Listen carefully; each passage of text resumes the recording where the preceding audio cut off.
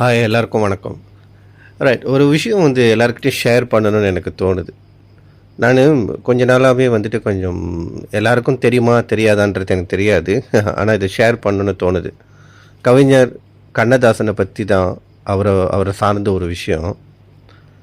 யாருனாச்சும் கண்ணதாசன் பாடினதை கேட்டிருப்பீங்களான்னு எனக்கு தெரியல. ஆனால் கண்ணதாசனும் பாடியிருக்காரு. நண்பர்களோடு இருக்கிறப்ப சில பாடல்களை பாடியிருக்காரு.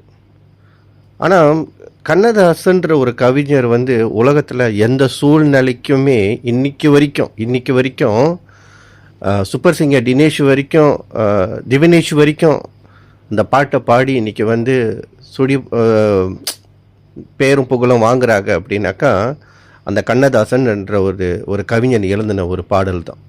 எத்தனையோ பாடல்கள் எழுதியிருக்காங்க.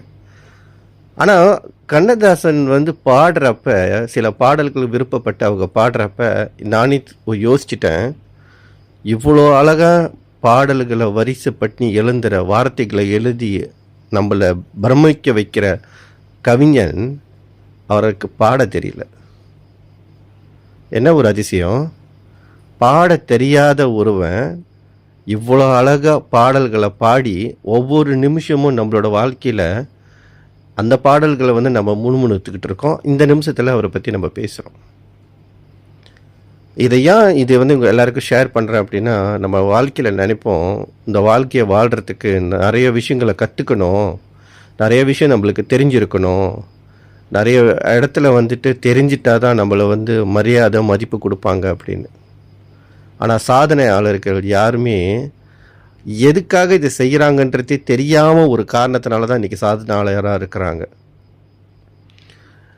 மோரல் ஆஃப் த ஸ்டோரி, எல்லாத்தையும் கற்றுக்கிட்ட பிறகு தான் நான் வந்து சாதிச்சிருவேன் அப்படின்னு நினைக்கிறத வந்துட்டு அந்த சிந்தனையை விட்டுட்டு, வாழ்க்கையில் எது உங்களுக்கு சந்தோஷத்தை கொடுக்குதோ அதை செய்யுங்க.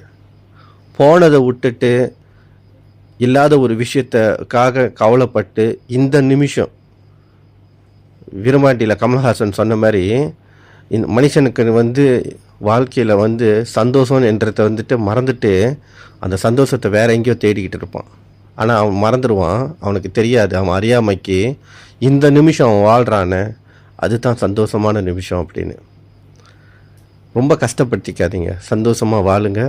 வாழ்க்கைன்றது ரொம்ப அழகானது. எல்லாருக்குமே வந்து தைரியம் இருக்கணும். பேரு புகழ் பதவி பட்டம் எல்லாம் போன பிறகும் ஒரு மனிதன் ஒரு இடத்துல நகரவும் முடியும், ஒரு இடத்துல இருந்து ஒரு இடத்துக்கு போகவும் முடியும், சிரிக்கவும் முடியும், பேச முடியும் அப்படின்னாக்கா அவனோட தேடல் தான் காரணமே தவிர அவனுக்கு கொடுத்த பேரு புகழ் பதவி வந்து அவனுக்கு கடைசி வரைக்கும் சந்தோஷத்தை கொடுக்காது. உங்கள் வாழ்க்கையை நீங்கள் இந்த தருணம் தான் சந்தோஷமான தருணம். மூச்சு ஓட முடியுது, நடக்க முடியுது, பேச முடியுது, அழுக முடியுது, சிரிக்க முடியுது அப்படின்னாக்கா இந்த தருணம் தான் சிறந்த தருணம். இந்த தருணம் தான் சந்தோஷமான தருணம். இதை சொல்லணும், இதை ஷேர் பண்ணணும்னு எனக்கு தோணுது.